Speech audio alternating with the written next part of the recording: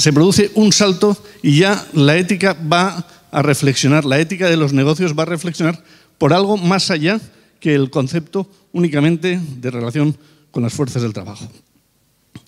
El caso Lockheed en Estados Unidos supuso tal vez pues, el cambio más significativo porque dio lugar al primer impulso legislativo en sentido de reflexionar sobre la ética de las empresas. La Lockheed hizo donativos y regalos a funcionarios de naciones aliadas de los Estados Unidos para convencerles que comprasen precisamente armamento de dicha empresa. Se habla de alrededor de 22 millones de dólares en donativos que se dieron. Cuando saltó a la luz, la Lockheed salió defendiendo, diciendo que simplemente hacía lo que todos hacían y que además lo hacía para defender puestos de trabajo. Intentaba defenderse la dignidad de esa actuación con el concepto. Fue el gobierno de Carter, ante esa situación, el que sacó el Foreign Corrupt Practices Act, que era la ley contra la corrupción en el extranjero, precisamente como una primera reflexión respecto al comportamiento ético en los negocios, más allá y ya abandonando o dejando en un lado distinto lo que son la ética meramente laboral.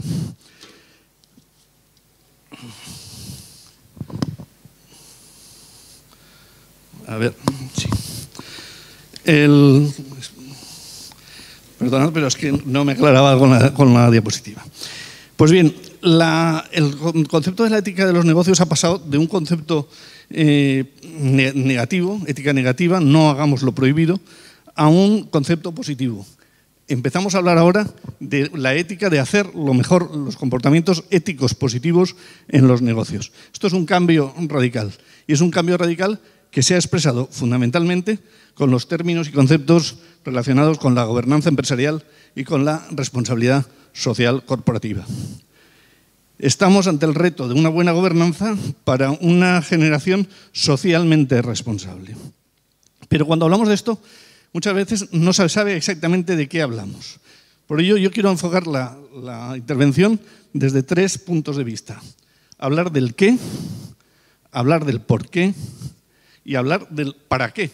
Porque muchas veces, precisamente eso último, el para qué, muchos se lo preguntan y dicen, ¿para qué me voy a meter yo en eso si eso parece que sean flores? Vamos a ver qué realidad puede tener. Pues bien, empezaremos por el qué. Y por el qué hablando de gobernanza. La gobernanza, o buen gobierno, es gestionar riesgos con los agentes intervinientes, los llamados stakeholders por la doctrina. ¿Y eso qué significa? Pues que significa que en la empresa intervienen muchos agentes. No solamente interviene el empresario, intervienen los trabajadores, pero intervienen muchos otros agentes que hacen realidad la empresa. La empresa, el negocio, el éxito de una empresa no se alcanza sin proveedores, sin trabajadores, sin clientes, sin un entorno en que la empresa vive y crece. Sin todo eso la empresa fracasa. Sin esos agentes no puede funcionar. Y se reflexiona sobre el comportamiento con esos agentes como primera garantía para la empresa.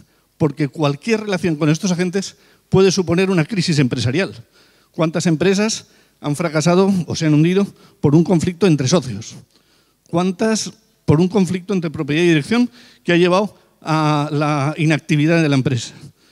¿Cuántas por temas laborales se han visto conducidas a la ruina?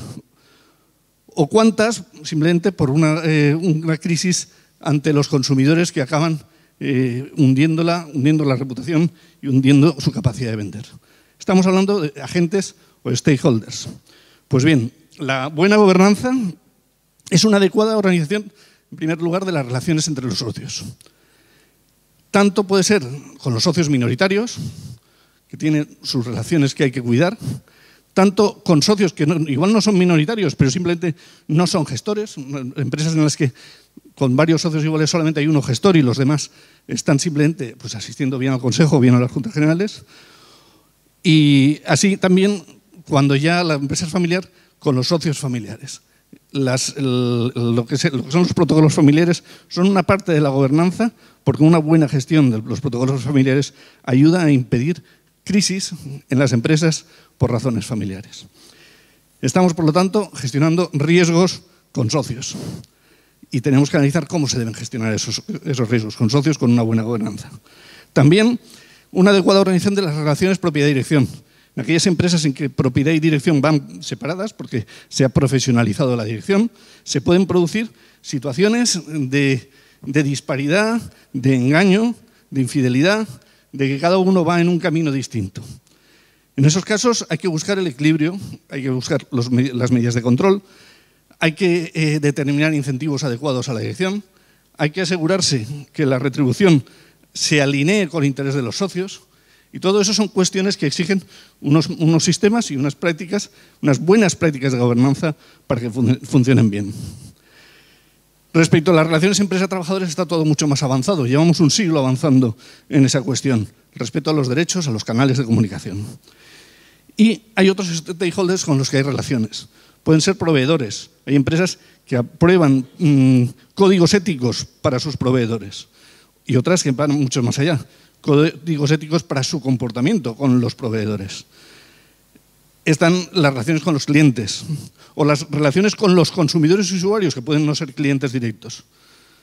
Están las relaciones con la administración pública, que realmente infiere o interfiere en la vida empresarial en muchas ocasiones.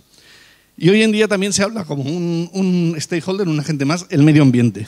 El medio ambiente porque la preocupación social por el medio ambiente ha convertido al medio ambiente en un agente actuante en la vida de las empresas.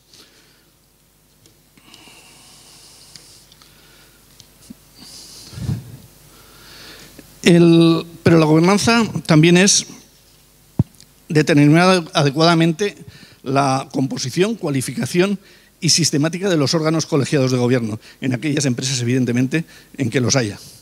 Cuando existe un consejo de administración, un consejo rector en las cooperativas, un comité de dirección en el que participen distintas perspectivas, si está el accionariado por medio, hay que hablar de representatividad del accionariado, cómo va a estar representado. La proporción que va a haber en un consejo entre ejecutivos y no ejecutivos, entre miembros del consejo que además realizan una acción ejecutiva en la empresa día a día y los que simplemente asisten al consejo. La formación de los miembros, que cada vez es más importante, porque los consejos muchas veces se forman ¿por qué? Por socios. Y los socios igual tienen formación como igual no la tienen, lo que hacen es aportar dinero y hay que cuidar a veces esa formación. La presencia o no de independientes, evidentemente una empresa pequeña no tiene independientes, no va a hacer ese gasto, pero puede crecer e incorporar independientes con el tiempo.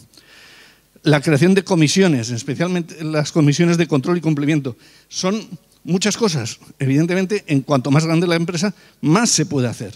Pero esto es un proceso que se debe hacer a medida, como un traje. Y habrá empresas más pequeñas que harán menos cosas y empresas más grandes que harán más cosas.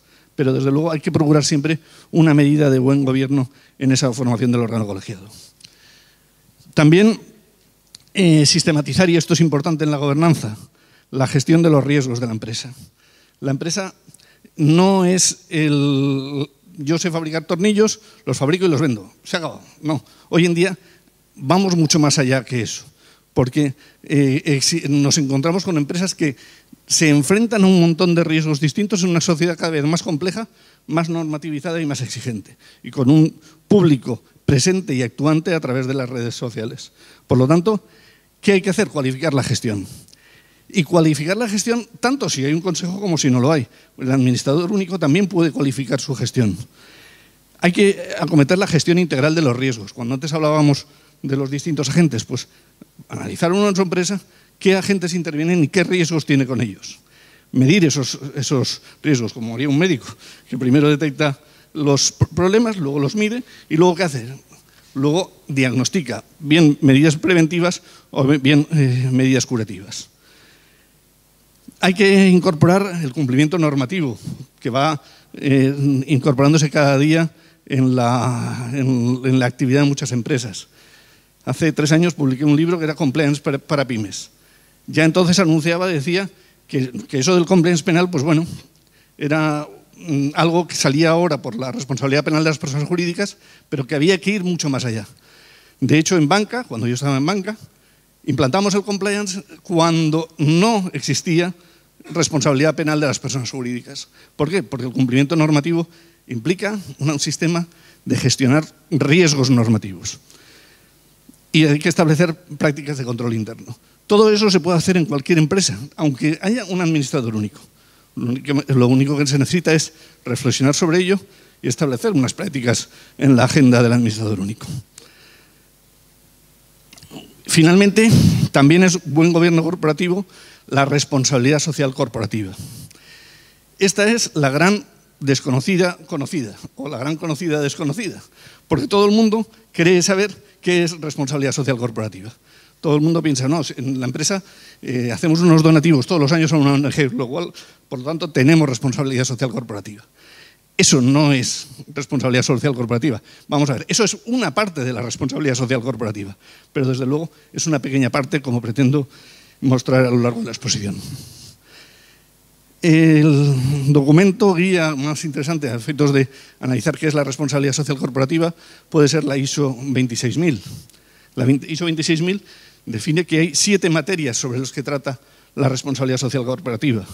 Están el buen gobierno de la empresa, los derechos humanos. Cuando menciono los derechos humanos como una parte de la RSC, todo el mundo dice, pero en mi empresa, en España, ¿qué afección de derechos humanos puede haber si estamos en España? Pues la hay, puede haberla. Lo veremos a continuación. Las buenas prácticas laborales, evidentemente, en un país con tanta evolución normativa como España, en buenas prácticas laborales tenemos mucho recorrido realizado, pero en otros países no. Y las empresas españolas trabajan también en otros países. El cuidado del medio ambiente, las prácticas justas de operación, la relación con los consumidores y la participación activa en el desarrollo de la comunidad. Vamos a ver estas 7 materias, de alguna manera, cómo son tratadas. El buen gobierno de la empresa. Ya hemos hablado antes del buen gobierno, de la gobernanza, pero aquí incidiré en que precisamente los órganos de gobierno y dirección de una empresa deben incluir en su ADN la responsabilidad social corporativa. Y al final diré el por qué y diré el para qué, pero deben incorporarlo en todo momento y reflexionando sobre sus relaciones con todos los agentes, con todos sus stakeholders. ¿Es buen gobierno ganar dinero? Por supuesto. Es que además, como veremos más adelante, es socialmente responsable crear y generar riqueza. Una empresa que no genera riqueza no es socialmente responsable. Pero también hay que cuidar del propio prestigio, precisamente para dar sostenibilidad a ese crecimiento de la empresa. Los derechos humanos, que antes decía. Bueno, pues primero aplicar la debida diligencia, porque puede haber situaciones de riesgo para los derechos humanos. Desde luego, en una empresa que se mueva internacionalmente se va a encontrar con situaciones reales de riesgo para los derechos humanos. Pero aquí, si bien es más difícil encontrarnos con problemas de explotación, por ejemplo, es bastante más difícil, pero no significa que no lo haya. Han salido noticias en ocasiones de situaciones de explotación y podría ser un proveedor de una empresa nuestra el que estuviese realizando explotación en España, explotación humana. Hay que buscar cuestiones como las oportunidades de trabajo para los grupos más vulnerables, inmigrantes, razas marginadas, discapacitados. Hay muchas empresas que hacen responsabilidad social corporativa dando oportunidad a discapacitados más allá de lo que la norma delimita y exige a determinado tipo de empresas. Y desde luego hay que evitar complicidad con proveedores que conculquen los derechos humanos. Eso es una parte fundamental de la responsabilidad social corporativa, porque la responsabilidad social corporativa es expansiva. No se limita a lo que se hace dentro de la empresa, sino a lo que se hace con los demás, con los proveedores de una empresa. La tercera eran las buenas prácticas laborales. Aquí estamos más acostumbrados a buenas prácticas laborales porque tenemos una legislación laboral muy desarrollada, evidentemente. Desde luego, condiciones de trabajo y protección social. En España estamos muy avanzados en esta cuestión. Perdonad un momento.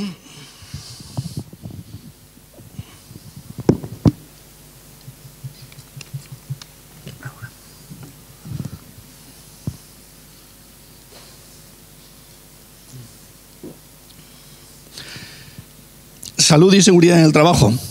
En salud y seguridad del trabajo también tenemos una norma muy avanzada, pero muchos sabemos que hay situaciones que no se están cumpliendo en salud y seguridad en el trabajo y hay medidas que vigilar y que ser más diligentes en su cumplimiento.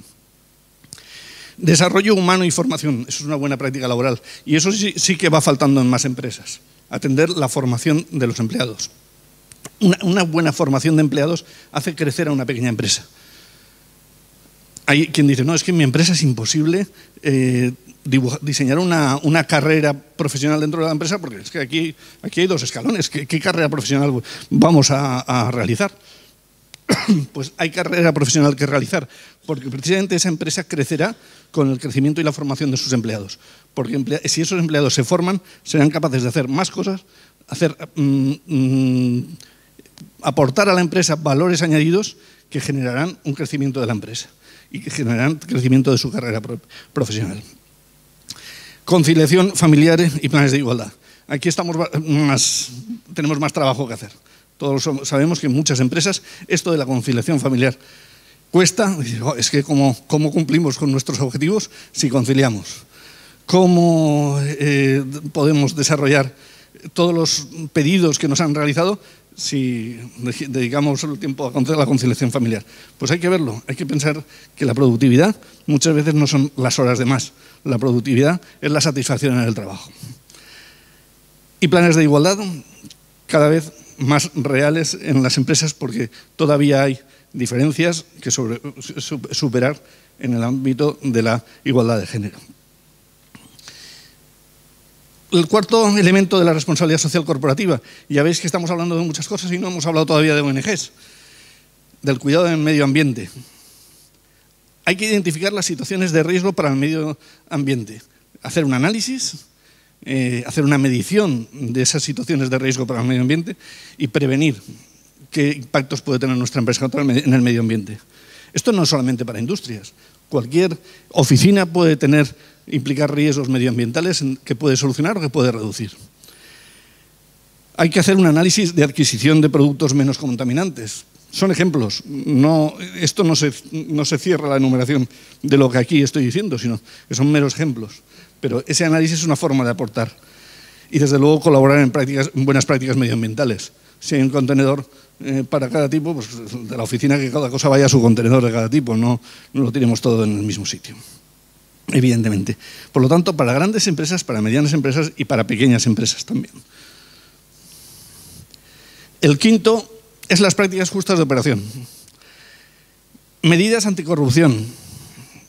En Francia se aprobó la ley Chapin II que impone sanciones a cualquier empresa que trabaje en Francia, aunque no sea una empresa francesa, cualquier empresa que trabaje en Francia o venda en Francia o preste un servicio en Francia, sin ser empresa francesa, si esa empresa no tiene establecidos protocolos anticorrupción y supera los 500 millones de euros de facturación. Bueno, eso es para grandes empresas, evidentemente, pero es un paso que es una tendencia. Se va marcando tendencia de la vigilancia de la corrupción. En las prácticas justas de operación está el reto del cumplimiento normativo. Lo que antes decía, sí, el compliance penal, sí, está ahí y es un seguro contra las responsabilidades penales. Pero el compliance penal no es más que un gasto en la mayoría de las empresas, porque en la mayoría de las empresas no se van a cometer delitos, normalmente. Sin embargo, es una práctica de gestión. En el momento en que en una empresa se establece un sistema de cumplimiento con una práctica y una sistemática de cumplimiento, se empieza a extender a los otros ámbitos normativos y empieza a ser un modelo de gestión de riesgos en la empresa. Y un modelo de gestión en los riesgos que ayuda a gestionar bien la empresa, a prevenir riesgos y a solucionarlos. Cuando el cumplimiento normativo dice, no soy solamente penal, voy a poner también, por ejemplo, los incumplimientos sancionadores a los que se expone mi empresa. Entonces empieza a producir dinero. ¿Por qué? Porque aunque las leyes administrativas no digan nada de que hay atenuantes ni eximentes, como lo hay dice el Código Penal, la realidad es que ha habido sanciones impuestas a empresas que tenían protocolos de cumplimiento normativo que han sido más reducidas porque se ha acreditado que tenían unos protocolos buenos que intentaban impedir cometer las infracciones. El compliance tributario está saliendo en los periódicos últimamente. Se habla del Código de Buenas Prácticas Tributarias, del artículo 92 de la Ley General Tributaria, que incorporó la colaboración social en materia tributaria, y a punto de estar publicada, si no ha salido ya, ISO 19602. El director general de tributos decía en diciembre, en una reunión con la Asociación de Grandes Empresas, que Hacienda se podía llegar a plantear en una empresa que estableciese un compliance tributario creíble, eximirle de la inspección, porque la inspección podría llegar a realizar a través del propio compliance tributario. Pensemos que vamos en esa tendencia de autorregulación de las empresas y se sale mucho más allá del compliance penal. También otros cumplimientos normativos, gestión del riesgo. La conciencia y el concepto de gestionar riesgos. Un empresario que se pasa todo el día gestionando riesgos. Se pasa gestionando riesgos financieros, se pasa el día gestionando riesgos de mercado, se pasa el día gestionando riesgos laborales, se pasa todo el día gestionando riesgos y es dar sistemática a esa gestión. De esa manera, todo es las prácticas justas de operación. Cumplen con responsabilidad social corporativa y dan valor a la empresa. También, dentro de las prácticas justas de operación, por supuesto, la competencia justa, la publicidad leal, el respeto a los derechos de propiedad industrial e intelectual, no pirateemos para nuestras empresas, desde luego, y promover la responsabilidad social corporativa. Lo que antes decía, el efecto expansivo. Estuve en unas jornadas de Iberdrola, está por aquí, el delegado territorial de Iberdrola, lo he visto antes, sí, ahí está, y que me quedé encantado. Me he encantado de la política de responsabilidad social corporativa que tiene Iberdrola. Iberdrola hacen un test de responsabilidad social corporativa a todos sus proveedores. Y en función de ese test los califican a sus proveedores de mejores en responsabilidad social corporativa, medios o peores. De momento no dejan de trabajar con los que salen mal en el rating, eso dijeron. De momento no, pero estoy convencido que trabajarán más a gusto con los que salen mejor y que simplemente eso a todos los proveedores de Iberdrola les va a hacer dar pasos para incorporar responsabilidad social corporativa. Esto es un efecto expansivo que se va a ir viviendo cada vez más, porque un daño reputacional en un proveedor puede perjudicar a una empresa. Entonces las grandes empresas van a ir tendiendo a hacer ese efecto expansivo. El reto de la transparencia, la información pública. Tenemos la última ley del 2018, la ley 11/2018 de información no financiera.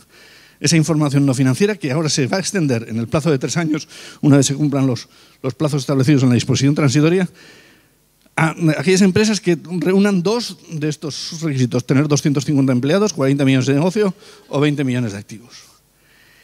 Una transparencia que es muy relevante en términos de lo que significa de informar de cuestiones de responsabilidad social corporativa, de todas estas cuestiones que hemos venido hablando, porque eso es lo que exige esa información no financiera, y que al final veremos que se va extendiendo y se irá extendiendo poco a poco, no a esas empresas, sino a empresas más pequeñas, porque cada uno querrá ser y asimilarse a las mejores empresas. En sexto lugar, la relación con los consumidores, marketing objetivo. La seguridad y salud con los consumidores, tantas incidencias puede generar. Los servicios de atención al cliente y resolución de quejas, que no pueden ser un canal olvidado. Hay muchos consumidores que se quejan de que hay muchos servicios que son un canal, pero que envían una queja y nunca se recibe respuesta. La protección de datos y privacidad del cliente, que tanto se está expandiendo con todas las asesorías sobre protección de datos de carácter personal.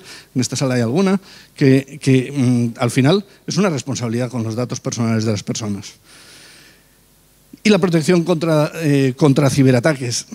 En un sentido, la protección contra ciberataques es un sentido doble. Salía esto hace poco. La responsabilidad social corporativa, un escudo contra los ciberataques. Es un escudo en 2 sentidos. En el sentido de que la responsabilidad social corporativa implica que el empresario debe ser responsable con los datos y procurar los mejores medios técnicos para que no se pueda producir un ciberataque. Y es un escudo también porque las empresas reconocidas como socialmente responsables suelen estar menos expuestas a ciberataques. Finalmente, por último, la séptima materia, la participación activa. Aquí, después de hablar de participación en foros, de fomentar la educación y la cultura, generación de riqueza e inversión social, aparecen las ONGs, inversión social, educación, cultura. Aquí aparecen los donativos, la séptima materia de la responsabilidad social normativa. Pero fijaros que pone generación de riqueza, y no lo he puesto yo, lo pone en la ISO 26000. Es responsabilidad social corporativa generar riqueza para todos los stakeholders, es decir, para el empresario, para los socios, para los empleados, para los clientes, para los proveedores, para la sociedad en la que participa. Con esta exposición espero haber hecho una detallada exposición del qué para pasar al por qué. Porque si no hablamos de un por qué, dices, bueno, sí, aquí se hacen muchas cosas, pero yo en mi empresa tengo que ir al trabajo del día a día, que lo que tengo que hacer es ganar dinero para los socios, que hemos aportado capital, y todo lo demás son filípicas, no nos interesan. Bueno, pues primero que nada hay un porqué. La responsabilidad social corporativa necesita una motivación para su implantación real. Desde luego un motivo inicial podría ser porque me obligan, pero hoy en día la responsabilidad social corporativa no es obligada, ¿vale? Tampoco considero motivos válidos desde el punto de vista empresarial ni la moda de la economía del bien común de Christian Felber, pues que es un planteamiento ideológico simplemente, que te puede gustar o no gustar, ni desde luego por buenismo. No, porque de una empresa no se espera simplemente buenismo. Qué bueno que soy, que hago las cosas bien y que por lo tanto voy a ser socialmente responsable. Esos no son motivos empresarialmente válidos. Desde luego, si uno quiere ser pro buenismo, ser socialmente responsable, fenomenal. ¿Qué son los motivos empresarialmente válidos? Porque la responsabilidad social corporativa confiere valores a la misión de la empresa.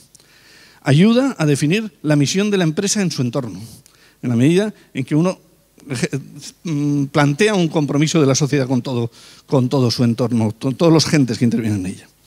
Reconoce que la empresa se relaciona con los stakeholders, y eso ya es un porqué, porque ese reconocimiento es una causa suficiente para implantarla. Porque el éxito empresarial está también ligado a la buena reputación de una empresa. Una empresa que no tiene buena reputación acaba fracasando en el mercado. Y porque es un método de gestión de riesgos, de los riesgos derivados de las 7 materias que hablábamos antes. Por lo tanto, hay una causa para razonar el que merece la pena implantar responsabilidad social corporativa. He de decir que esta semana pasada salía en Expansión este artículo. El buen gobierno pasa a ser prioridad para las empresas no cotizadas. Y salía en las encuestas que es el 57% de las empresas que dicen que han sido encuestadas por Deloitte, en este caso, pues que tienen interés por la responsabilidad social corporativa. Bueno, yo no sé, porque no lo dice el artículo, en qué nivel de empresas se ha hecho esa encuesta, si es a partir de cierta facturación o empresas en general. Probablemente ese porcentaje tan alto sea en empresas a partir de cierto nivel de facturación, en los que ya hay ciertas implicaciones organizativas con técnicos y una profesionalización importante. Pero la microempresa está interesada por la responsabilidad social corporativa o debe estar interesada por la responsabilidad social corporativa. El hombre orquesta, ese emprendedor que lo hace todo en su empresa porque es él y su gato, nadie más, tiene que pensar en responsabilidad social corporativa. ¿Cómo se va a enfrentar a eso? Pues en el porqué que antes mencionábamos, en mejorar la empresa, en mejorar la gestión, implica la reflexión de decir, sí, hay un porqué.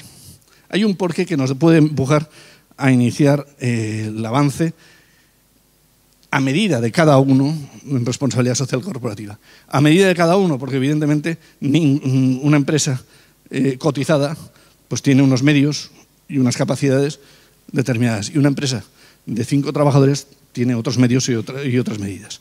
Yo solamente digo una cosa, que cuando estaba en Crédit Valencia Caja Rural, que mencionabas, éramos una caja rural pequeñita, 28 oficinas, 150 empleados.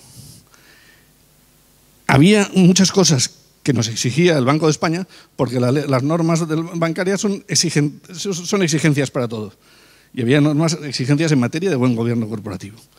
Pues aplicábamos todo lo que podíamos. Evidentemente no teníamos los medios que tenía el BBVA o el Santander, pero nosotros cumplíamos con todas las normas. Pues es lo que digo. Al final, uno, haciéndolo a medida, puede acabar cumpliendo y consiguiendo avanzar en estos ámbitos. Pero ¿para qué hacerlo? Porque la pregunta final de un emprendedor dice, bueno, vamos a ver, muy bien, ya me has dicho que hay un porqué, o sea, me puedo poner una bandera para decir, levanto esta bandera y voy a hacer esto porque merece la pena, vale. Pero ¿para qué? ¿Qué me va a producir? Pues también hay un para qué, varios para qués. Para mejorar la rentabilidad de la empresa. Mejora la sistemática de toma de decisiones. Reduce riesgos reputacionales y sancionadores, eso es evidente, previniendo conflictos potenciales que podrían afectar al funcionamiento de la empresa. Desde luego aumenta el prestigio de la empresa, fideliza clientela y fideliza proveedores, porque tanto unos como otros están más satisfechos trabajando con empresas socialmente responsables.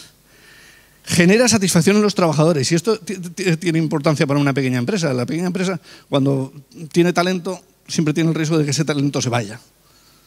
¿Por qué? Pues porque el talento busca más. Pero si ese talento ve en su empresa una responsabilidad social corporativa que merezca la pena, una identificación cultural con esa empresa, genera retención del talento. Un valor muy importante para el éxito de una empresa. Y mejora la productividad. Hay estudios realizados por distintas universidades sobre la realidad de estos efectos en las empresas que aplican responsabilidad social corporativa. Pero aparte de la rentabilidad, que podréis decir, bueno, ¿me lo creo o no me lo creo? Cogemos los estudios, los miramos y luego lo creéis o no lo creéis. Pero hay otros para qué más concretos, más tangibles. Abre puertas a la financiación. En el mundo han aparecido los famosos bonos verdes. Evidentemente no sois estados, no vais a acudir a emitir bonos verdes, ni sois grandes empresas que emitís bonos verdes.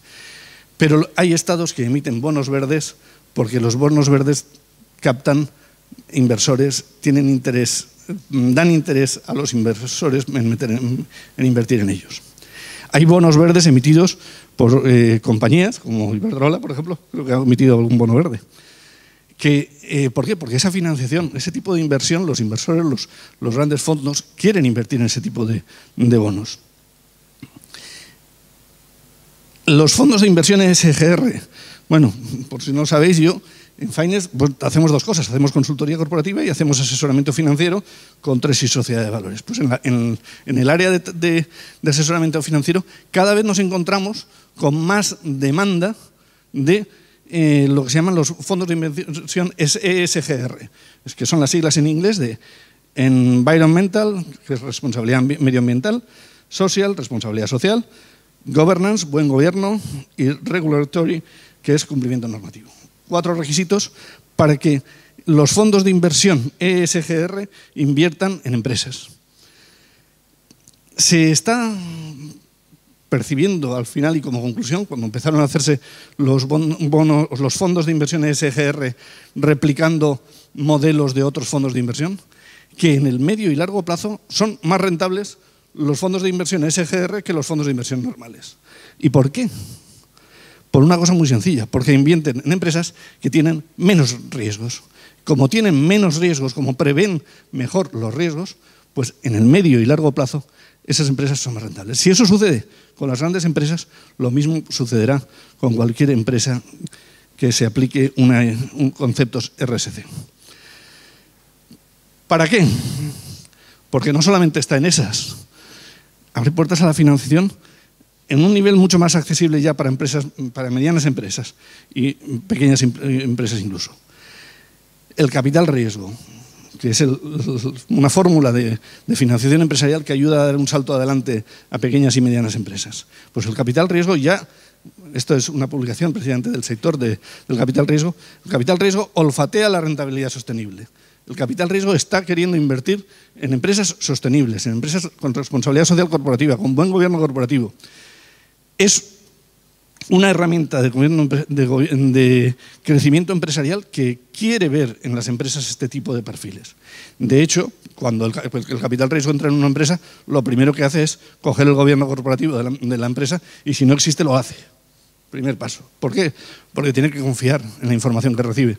Y para poder confiar tiene que haber una organización correcta en la empresa. Pero vamos más allá. Financiación verde y sostenible.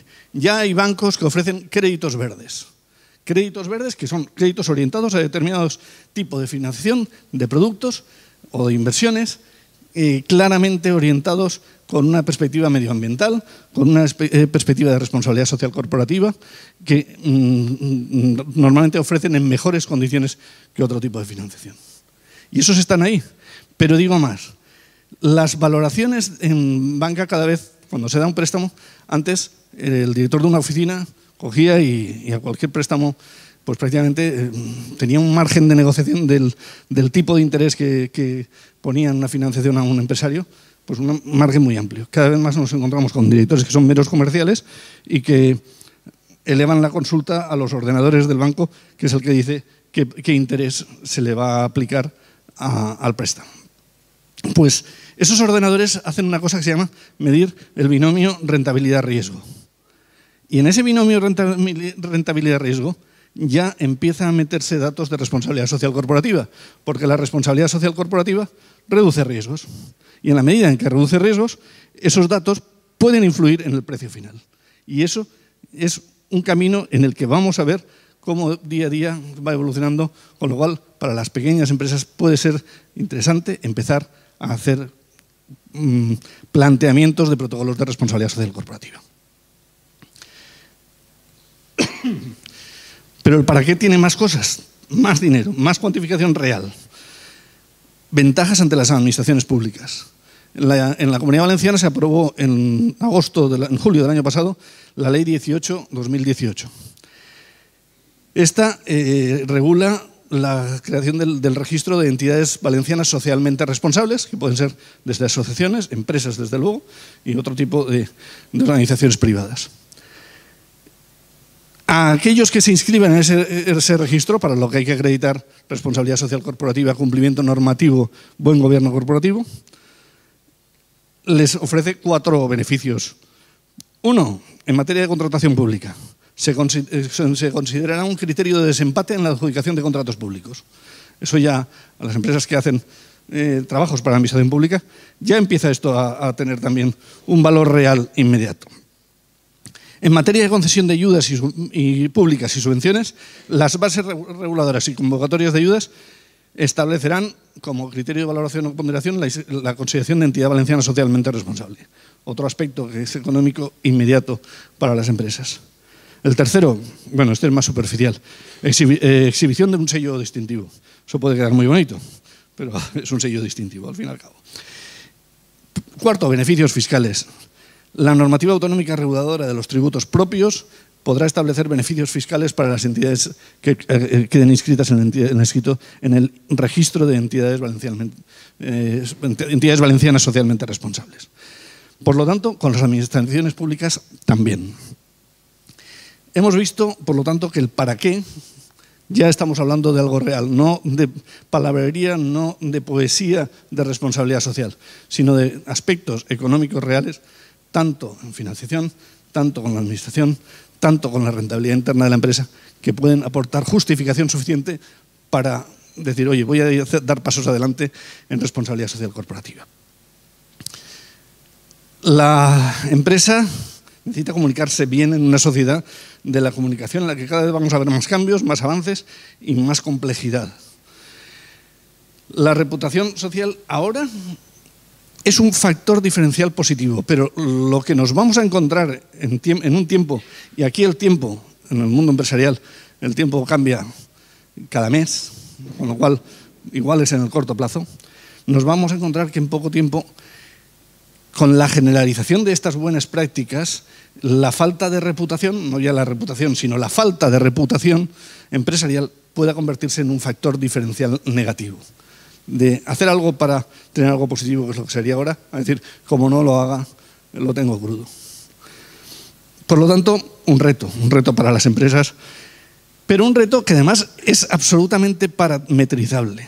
O sea, yo leí hace un año un documento sobre responsabilidad social corporativa hecho por una gran consultora y decía, esto solamente lo hacemos para empresas que facturen más de 80 millones de euros. Yo dije, genial, me queda abajo un montón de potenciales clientes que no facturan más de 80 millones de euros y en los que se puede hacer responsabilidad social corporativa. Claro que se puede hacer. Todo es parametrizable a lo que una empresa puede hacer y todo se va a medir en función de lo que una empresa puede hacer y necesita hacer. Cada empresa avanzará a un punto. Desde luego, el reto de asesores y consultores, y aquí también hay algún asesor y consultor, es hacer trajes a medida y con costes a medida de las empresas, para que las empresas puedan avanzar. Pero desde luego es posible un buen gobierno para pymes. No me voy a extender más, voy a aprovechar la ocasión que, como el mensaje de la ISO 26000 dice que hay que generar riqueza y que es bueno, no es hipocresía ganar dinero, sino que al contrario es parte de la responsabilidad social.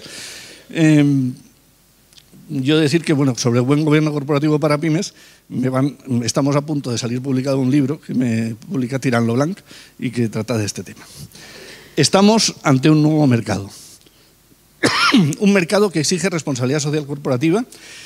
Y, desde luego, para hacer buena responsabilidad social corporativa es necesario tener métodos de buena gobernanza de los que he expuesto.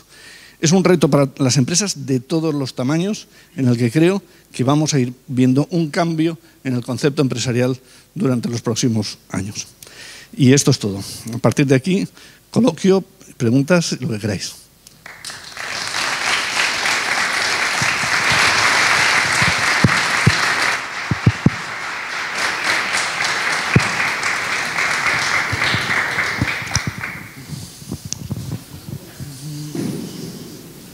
¿Alguna pregunta? Espera que te pasen el micrófono.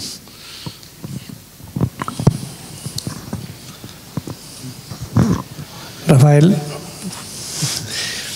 nos has dicho el qué, el por qué y el para qué de forma expresa. Entendemos que el cuándo es ya y para quién somos nosotros los empresarios. Pero me falta una pregunta. ¿Cómo? ¿Cómo? Pues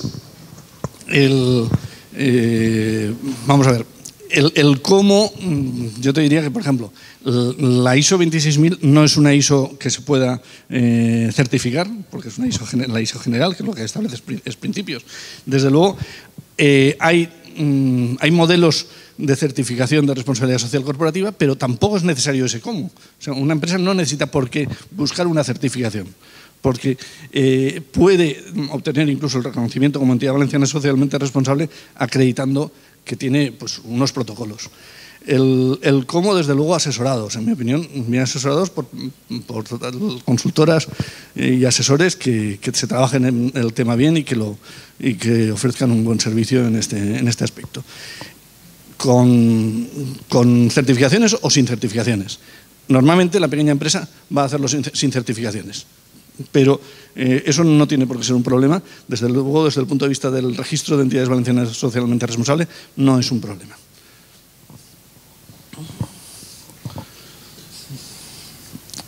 ¿Alguna otra pregunta?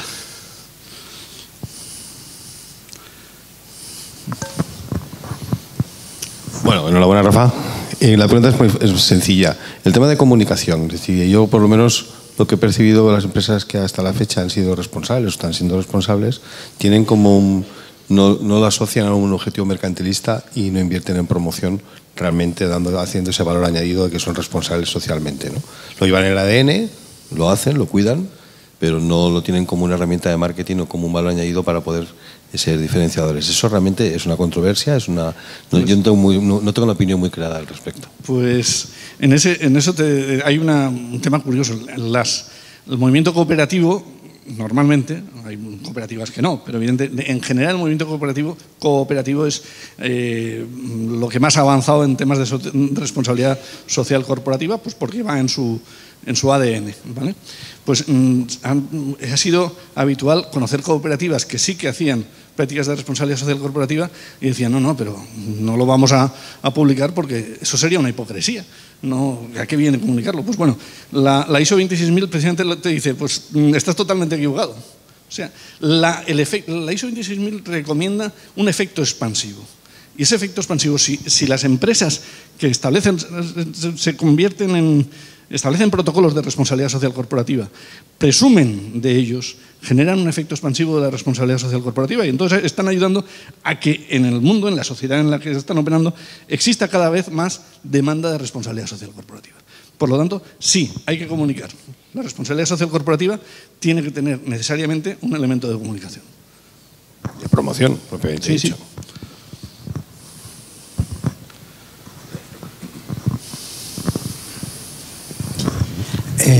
La pregunta un poco sobre el tema de startup.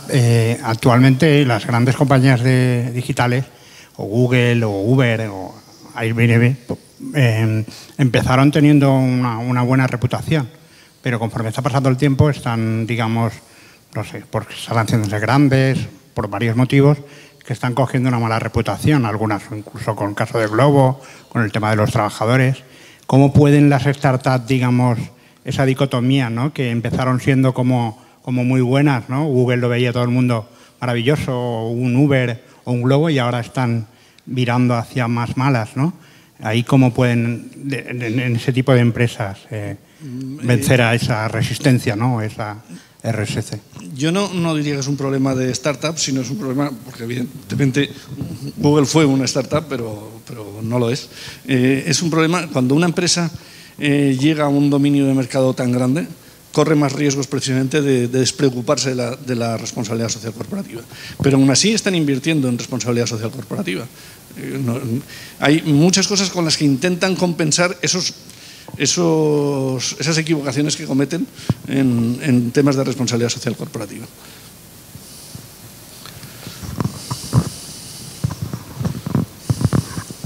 Hola, muchas gracias por la conferencia, ha estado muy interesante y yo como estudiante estoy a punto de acabar el grado de Derecho, pero veo que hay una falta de formación en relación a la responsabilidad social corporativa. Entonces me gustaría preguntarle qué tipo de formación aconsejaría para formarse en este tipo de políticas. Pues no te sé decir exactamente dónde hacerte una recomendación concreta de centros de formación, pero esto está generándose un efecto expansivo. Entonces, como cuando se producen efectos expansivos en todo lo que son centros de enseñanza, centros de estudio, cada vez se van incorporando títulos formativos específicos sobre estos temas, en los que seguro que poco a poco vas a ver más oferta sobre estos conceptos, seguro. Pero no te sé decir yo ahora, hacerte una recomendación de uno concreto.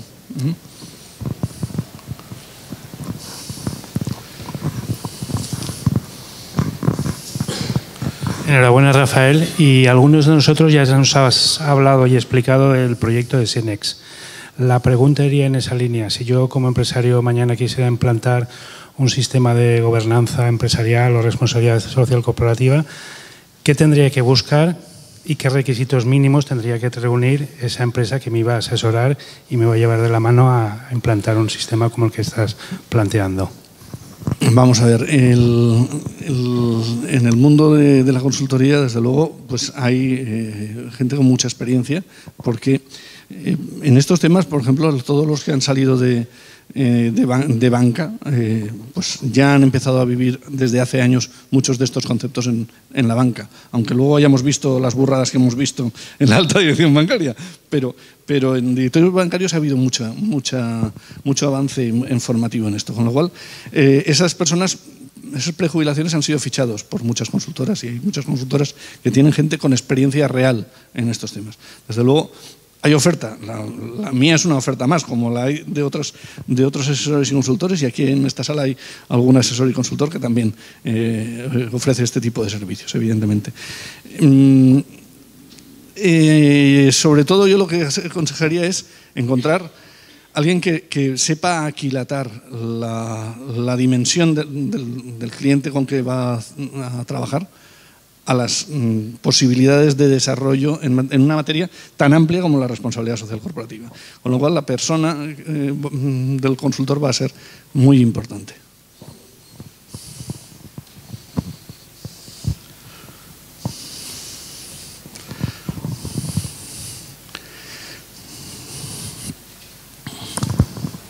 Rafa, buenas tardes y muchas gracias por la magnífica conferencia que nos has dado. Pero yo llevo desarrollo de negocio de un despacho de abogados, como tú bien sabes, y entonces cuando ofrecen este tipo de servicios me cuesta mucho, yo lo veo de cajón y lógica y de sentido común, que los empresarios se lancen a la adquisición del servicio que le estamos ofreciendo. Me pasa mucho con el compliance penal y me está pasando con este tema que acabas de comentar, lo de la responsabilidad civil. Y me cuesta mucho. ¿Por qué a los empresarios les cuesta? Porque lo primero que te preguntan ¿es obligatorio? Es la pregunta. Y dime el precio. Y yo creo que esto no es cuestión de dinero, es cuestión de lo que tú acabas de decir. Lo que noto yo en el tejido empresarial valenciano, que es donde yo me muevo, es obligatorio y precio. ¿Cómo hilvana esto esa cosa o cómo la gente no está muy perceptiva en hacerlo por decir es obligatorio? Entonces sí. Vamos a ver. Gracias. Sí, el tema de es obligatorio es cierto que es la primera pregunta que te hacen y la realidad que hay que decir es que no es obligatorio, ¿vale? Pero una exposición clara en la que se explique y se demuestre que hay un para qué y que hay un porqué, es lo que servirá para convencer o no convencer, evidentemente. Cada uno pues dará el paso. A veces nos encontraremos con que son empresas que se ven empujadas a esto por terceros, bien porque un día son proveedores de Iberdrola o porque un día van a contratar con un ayuntamiento y ven que le adjudican a otra empresa que tiene esto, le adjudican el contrato y a él no, por ese motivo.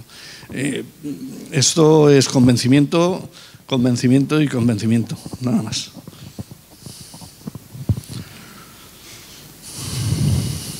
¿Alguna pregunta más?